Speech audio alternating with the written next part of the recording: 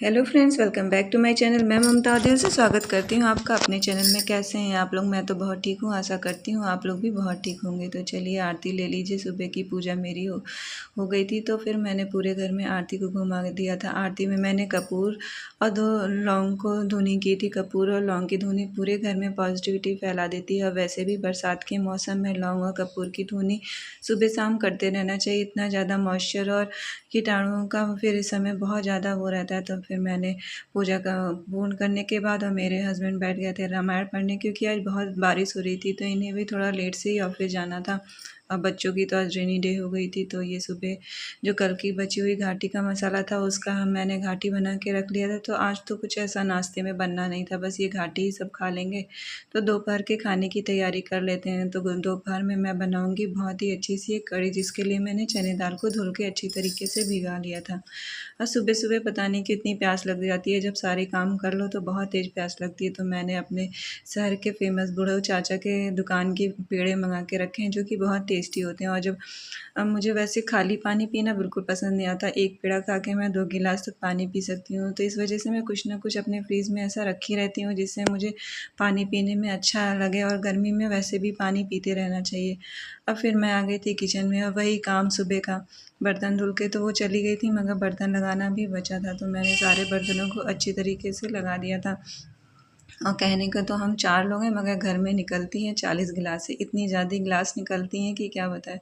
और मेरी जो बड़ी बेटी, उसको तो बर्तन निकालने में बहुत मज़ा आता है। मैं उससे कहती हूँ इतना बर्तन नहीं निकालना चाहिए, नहीं तो किसी दिन काम छोड़ के वो भाग जाएँगी।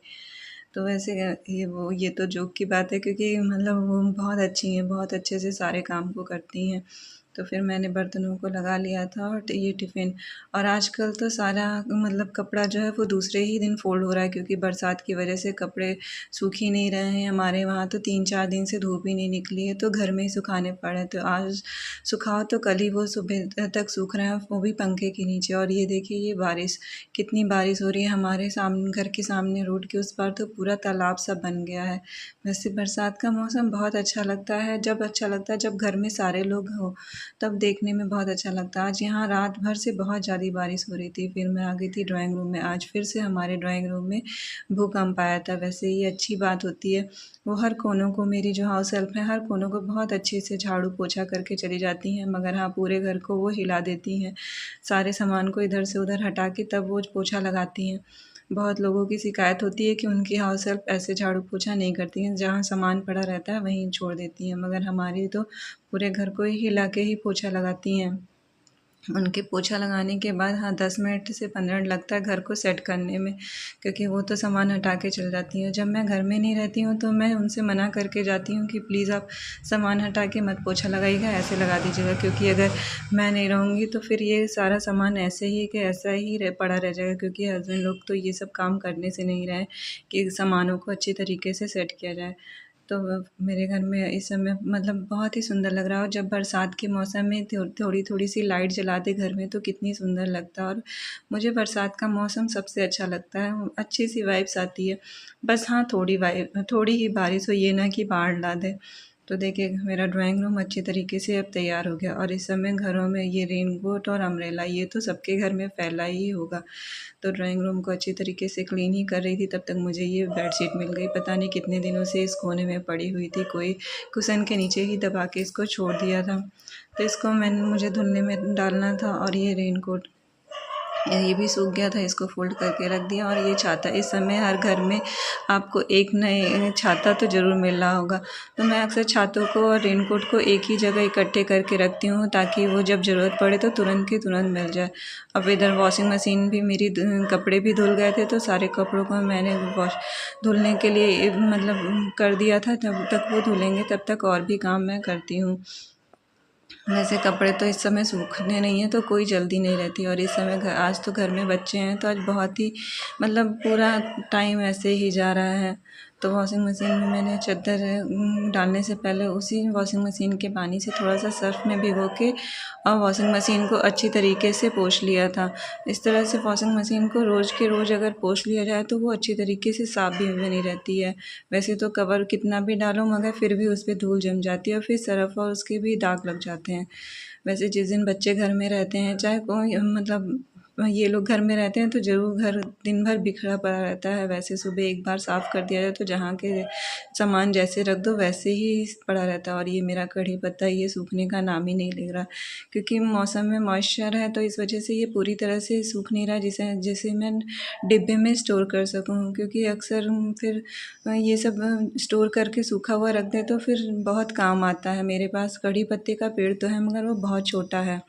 तो फिर मैं आ गई थी किचन में कल की रखी हुई सब्जियां थी, जो सब्जियां इस समय फिर से सब्जी वाले मिर्चा जो हैं वो दे रहे हैं। तो रोज़ की वैसे तो मैं मिर्चा ज़्यादा ही मंगा के स्टोर करके धुल के रखती हूँ, मगर ये जो रोज़ रोज़ के थोड़े थोड़े मिर्चे होते हैं उन्हें भी मैं धुल के फिर उसी बॉक्स में रख देती हूँ, उसका डंठल को तोड़ के। इस तरह से धुल के और पेपर में लपेट के अगर मिर्चे को रख दिया जाए तो वो मिर्ची जो हैं वो हफ्तों 15 दिन तक ख़राब नहीं होते हैं। और इस समय तो फिर से सब्जी वाले मेहरबान हुए हैं कि मिर्ची तो फ्री में दे रहे हैं, मगर हाँ धनिया पत्ती अभी भी बहुत महंगी हैं तो वो तो नहीं फ्री में मिल रहे हैं। तो इधर मैंने फ्रिज में मिर्ची रख दिए थे और मैं यही सोच रही थी अब मैं क्या करूं। तो मैं आ गई थी अपने कमरे में भी कुछ सामान इधर उधर पड़ा था तो उसे भी मैं सही कर रही थी। और इधर देखिए आज भी बारिश अभी तक बंद नहीं हुए जा रही थी, लग रहा है आज भी पूरा दिन बारिश ही होगी।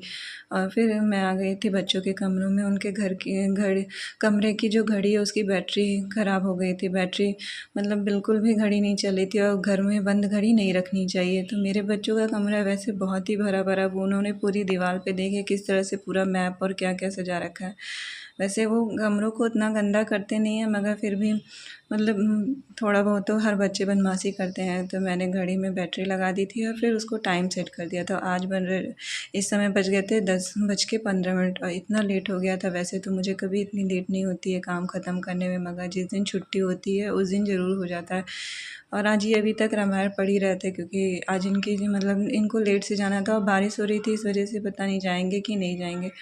तो और ये देखिए मेरी छोटी बेटी, उसको ड्राइंग का बहुत ही शौक़ है। तो जब आज रेनी डे हो गया था और उसका एग्ज़ाम भी ख़त्म हो गए थे तो उसकी ड्राइंग तो होनी ही थी। उसकी ड्राइंग बहुत अच्छी है, मैं कभी आप लोग को दिखाऊंगी। मुझे तो लगता ही नहीं कि वो कैसे इतनी अच्छी ड्राइंग बना लेती है। इधर मैंने लहसुन और मिर्ची को पीस लिया था क्योंकि मैं आ गई थी कढ़ी बनानी। ये कढ़ी तो आप ज़रूर ट्राई करिएगा, इतनी टेस्टी बन के तैयार हो गई थी कि क्या बताऊँ। बहुत ही टेस्टी कढ़ी बनी थी। तो थोड़ा सा कढ़ी बनाने में तो मैंने लहसुन और मिर्ची को पीस लिया था और फिर थोड़ा सा मैंने बाहर निकाल दिया था। फिर उसी जार में मैंने चने दाल को जो मैंने सुबह भिगो के रखी थी उसे मैंने पीस लिया था। ये मैं दोपहर के आ गई थी अपना मतलब दोपहर का लंच बनाने के लिए। तो चने दाल को मैंने अच्छी तरीके से मिक्सी में पीस लिया था। इसको मतलब थोड़ा ही पानी डाल के पीसेंगे ताकि हम लोग इसकी अच्छी सी पकौड़ी बना सके। तो ये देखिए कितना अच्छा सा ये महीन, और थोड़ा थोड़ा इसमें दरदरा चना भी मतलब चना दाल भी खड़ा खड़ा, इससे बहुत ही अच्छा सा टेस्ट आता है। फिर उसी में मैंने हल्दी नमक और हींग मिलाई और साथ में थोड़ा सा खाने वाला सोडा। इससे क्या होगी पकौड़ी जो है वो बहुत ही फ्लफ़ी होती है। वैसे मैं जब बेसन की भी पकौड़ी बनाती हूँ तो हल्का सा बहुत चुटकी भर सोडा मिला देती हूँ जिससे पकौड़ी बहुत ही टेस्टी और फुली फुली होती है और मुझे ज़्यादा उसके साथ मेहनत भी नहीं करनी पड़ती। तो मैंने गैस पे कढ़ाई रखी, उसमें थोड़ा सा तेल डाला। वैसे तो सरसों के तेल में ही पकौड़ी छननी चाहिए मगर जब इस तरह की कढ़ी के लिए बनाया, मगर मैंने रिफ़ाइंड ऑयल का यूज़ किया है। इधर जब तक तेल गर्म हो रहा है तब तक मैं तड़के की तैयारी कर लेती हूँ। तब तक मैंने राई मेथी साथ में वही लहसुन और मिर्ची का जो पेस्ट बनाया है वो रख लिया है और साथ में कढ़ी पत्ता। और फिर उसी मिक्सी जार में मैंने 2 कटोरी के लगभग दही ली है। दही 2 कटोरी मैंने वो बाज़ार वाली मंगाई क्योंकि मेरे पास दही नहीं थी। तो उसी मिक्सी के जार में फिर मैंने 2 चम्मच के लगभग बेसन डाला है और इसी में हल्दी और थोड़ा सा हींग डाल के मैं इसको पानी डाल के और चला लूँगी। इससे क्या होगा कि जो आप कढ़ी बनाएंगे वो फटेगी नहीं। तो इधर जब कढ़ाई में तेल गर्म हो गया तो उसमें मैं छोटे छोटे जो पीस हैं वो पकौड़ी के डालूँगी। ये छोटे छोटे ही डालूँगी, ये खाने में और देखने में बहुत ही सुंदर लगते हैं। आज मेरी पकौड़ी बहुत ही अच्छी टेस्टी बन के तैयार हुई थी कढ़ी के लिए। और आप लोगों में से किसकी ये आदत है कि कढ़ाई में जब तक जितना भी तेल रहे उतना पूरा हम पकौड़ी डाल देते हैं ताकि थोड़ी भी जगह ना बचे। मतलब ये हम इंडियंस की आदत होती है ना, हमको पता है कि हम दूसरे बार भी ज़रूर ही छानेंगे मगर हम फिर भी कढ़ाई में जितना तेल है वो पूरी जगह को पूरा फिल कर देते हैं। तो मैंने वो दही और बेसन के पेस्ट को अच्छी तरीके से ब्लेंड कर दिया। इससे बहुत ही स्मूथ सा एक पेस्ट बन के तैयार हो जाता है। फिर एक स्लॉट निकाल लिया था मैंने और दूसरा बार का मैंने पकौड़ी डाल दी थी और ये पकौड़ी इतनी टेस्टी हो गई थी कि आपसे क्या बताएं। मेरे बच्चे तो इसको इस तरह से खा रहे थे कि मुझे लगा कि कहीं जब तक मैं कढ़ी बनाऊँ ये ख़त्म ना हो जाए। ये देखिए मैंने जितना निकाला था उसमें से आधे से ऊपर इन्होंने खा लिया था और मतलब मुझे इसको छुपा के रखना पड़ रहा था क्योंकि वो खाए जा रहे थे। मुझे पता रहता तो मैं पहले ही ज़्यादा दाल भिगो देती, मगर मैंने सिर्फ़ कढ़ी के लिए ही भिगोया था। मगर चलिए कोई नहीं, उन्हें बहुत पसंद आई थी। और फिर मैंने मेरी कढ़ाई में तेल अधिक था तो उससे मैंने बाहर निकाल दिया था, क्योंकि कढ़ी में तो ज़्यादा तेल की ज़रूरत नहीं पड़ती है। तो उसी तेल में मैंने राई और थोड़ा-सा एक प्याज काट के और कढ़ी पत्ता, मेथी सब डाल दिया था और हींग साथ में डाल दिया था।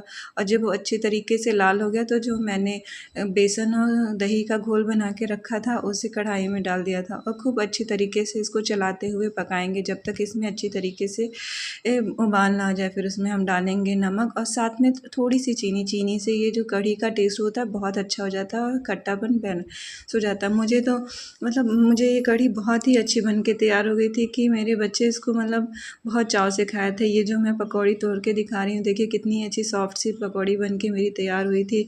और मेरे बच्चे कहें इसे तो छोड़ ही दीजिए, मत डालिए, उन्हें पकौड़ी बहुत ज़्यादा पसंद आई थी। तो फिर जब कढ़ी बन के तैयार हो गई थी तो मैं उसमें फिर से तड़का लगाने के लिए देसी घी का यूज़ कर रही हूँ। फिर मैंने उसमें डाला था बारीक कटे हुए लहसुन और हींग और साथ में कश्मीरी मिर्च। इस तड़के से कढ़ी बहुत ही टेस्टी बन हुई थी। और देखिए कढ़ी कितनी अच्छी लग रही है। तो चलिए शुरू करते हैं प्लेटिंग। प्लेटिंग भी मैं आज एक नई तरीके से कर रही हूँ क्योंकि हमें यूट्यूब बहुत कुछ सिखाता है। तो ये प्लेटिंग मैंने उसी से सीखी है। मुझे ये प्लेटिंग बहुत अच्छी लग रही थी। वैसे ये चावल बहुत गर्म था तो फिर भी अगर मैंने उसे ट्राई किया है, बहुत अच्छा भी देखने से लग रहा था। तो मैंने एक बड़े से कटोरे में एक छोटी सी कटोरी को उलट के रख दिया था, उसके ऊपर से चावल को मैंने रख के और दबा दिया था और ये देखिए कितना बढ़िया सा एक बाउल टाइप बन गया था। फिर मैंने उसी में कढ़ी को सर्व की थी। ये देखने में बहुत सुंदर लग रहा था। तो अगर आपको मेरे इस वीडियो में कुछ भी अच्छा लगा हो तो प्लीज़ लाइक और सब्सक्राइब जरूर करिएगा। मिलती हूँ मैं आपसे नेक्स्ट वाले ब्लॉग में। बाय।